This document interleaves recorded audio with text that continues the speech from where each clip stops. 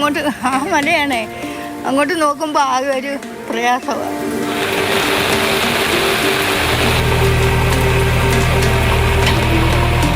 അരേക്കർ സ്ഥലവും എൻ്റെ വീടും വരെ എല്ലാം പോയി, ഒരു സാധനവും കിട്ടിയിട്ടില്ല.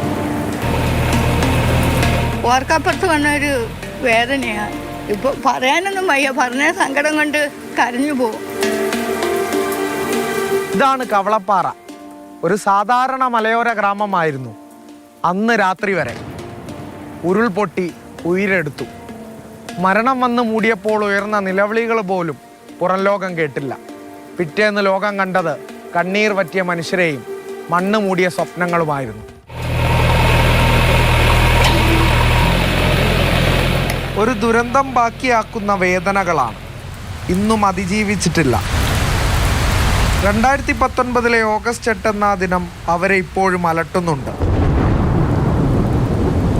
തോരാതെ പെയ്ത മഴയുള്ള ഒരു രാത്രിക്കുപുറം എല്ലാം നഷ്ടമായവർ.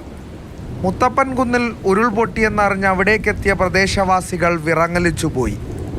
30ഓളം വീടുകളുണ്ടായിടത്ത മൺകൂനകൾ മാത്രം. അതിൽ ഭയങ്കര സങ്കടമുണ്ട്. ഇപ്പോഴും അങ്ങനെ തന്നെ. ഇപ്പോൾ അത് മാറിയിട്ടില്ല ഇപ്പോഴും. കാരണം ആ വേദന എന്തായാലും മാറില്ല. ഇതല്ലേ അവസ്ഥ, കണ്ടില്ലേ? അന്നത്തെ അവസ്ഥ കണ്ടില്ലേ?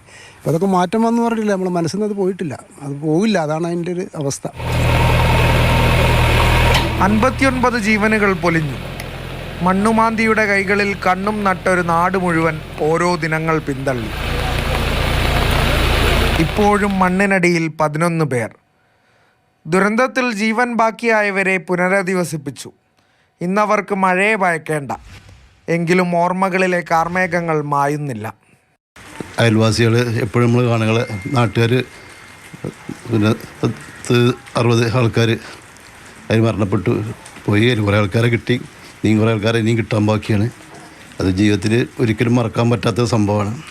ആരൊക്കെയോ കൈപിടിച്ചുയർത്തി ജീവിതത്തിലേക്ക് തിരികെ എത്തിയ മണ്ണിലാണ്ടുപോകുമായിരുന്ന ജീവനുകൾ. കവളപ്പാറ എന്ന നീറ്റലടങ്ങാത്ത ഓർമ്മകളെയും അതിജീവിക്കുന്നവർ. ഈ ദുരന്ത ഭൂമിയിൽ നിന്ന് മടങ്ങുമ്പോൾ ശിരൂരിലെ അർജുനെ പോലെ കുറച്ചു പേർ കൂടി ഇങ്ങനെ മനസ്സിലേക്ക് വരുന്നുണ്ട്. അത് ഈ മണ്ണിൽ ഉത്തരമില്ലാതെ പോയ 11 പേർ കൂടിയാണ്.